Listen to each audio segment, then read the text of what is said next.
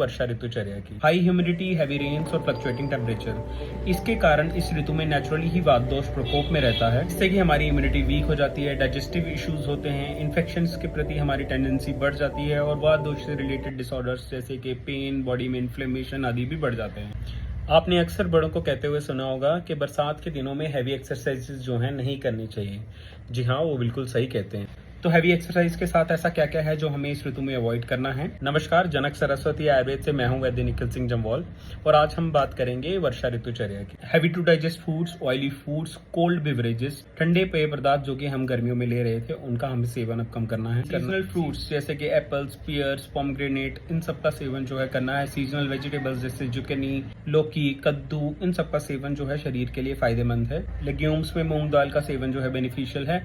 वर्षा ऋतु के लिए मसालों में अदरक जो है बहुत ही ज्यादा कारगर है। अदरक का मसालों में प्रयोग, अदरक के साथ साथ काली मिर्च, जीरा, हींग और हल्दी का खाने में प्रयोग जो है बेनिफिशियल है। गेहूं के कंजप्शन को इस सीजन में आयुर्वेद में काफी ज्यादा इंपॉर्टेंस दी गई है, काफी ज्यादा उसकी प्रशंसा की गई है। गेहूं की रोटी, हल्का घी मिलाकर बनाया गया गेहूं का हलवा और गेहूं का शीरा, जिसको हम जम्मू में तरकीरा भी बोलते हैं, एक स्पेशल डिश होती है जो कि गेहूं के ग्रेन्स को कुछ दिन पानी में भिगोकर उसका सत्व ऑब्टेन करते हैं, उसको घी में पकाकर एक डिश बनाई जाती है। बेवरेजेस में वार्म हर्बल टीज जो है ज्यादा बेनिफिशियल हैं। जिंजर टी, टर्मरिक टी, तुलसी टी और इसी तरह के स्पाइस टी जो हैं हमारे लिए। लाइफस्टाइल प्रैक्टिसेस जो हैं हमें इस मौसम में करने हैं, जैसे कि अब बिल्कुल पतले कपड़े नहीं पहने, हल्के वार्म कपड़े में पहनने हैं। जहां तक हो सके बारिश में भीगने से बचना है। हैवी एक्सरसाइजेस की जगह लाइट एक्सरसाइजेस जैसे योग या फिर स्ट्रेचिंग एक्सरसाइजेस हमें जो है करनी। ट्रेडिशनली बॉइल्ड वाटर को ठंडा करके पीने को कहा गया है। अपने स्लीप शेड्यूल को सुधारना है, दिन में नहीं सोना है और रात को एडिक्वेट स्लीप जो है वो लेनी है। एयर कंडीशनर का टेम्परेचर अब हल्का सा बढ़ा लें, बहुत ज्यादा चिलिंग टेम्परेचर पे अब एसी को नहीं रखना है। आपने ये खुद भी नोटिस किया होगा, इस मौसम में बहुत कम टेम्परेचर पे एसी चलाने पर शरीर में दर्द, इन्फ्लेमेशन, जकड़न। अपने भोजन में गाय के घी को सम्मिलित करें, गर्म करके ठंडे किए हुए पानी में शहद मिलाकर पिएं, दालों के सूप पिएं।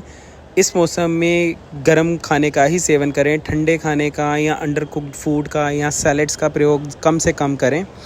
एक्सेस फ्लूइड इनटेक को आप थोड़ा रिस्ट्रिक्ट करें, ये आपके मेटाबॉलिज्म को स्लो कर सकता है। ग्रीन लीफी वेजिटेबल्स को भी ज़्यादा इस्तेमाल नहीं करें। कर्ड का इस्तेमाल इस मौसम में नहीं करें। कर्ड की जगह जो बिलोना मेथड से लस्सी बनाई जाती है उसका लस्सी का प्रयोग करें। सुगंधित द्रव्यों का शरीर पर प्रयोग करें, जैसे कि केवड़ा, गुलाब।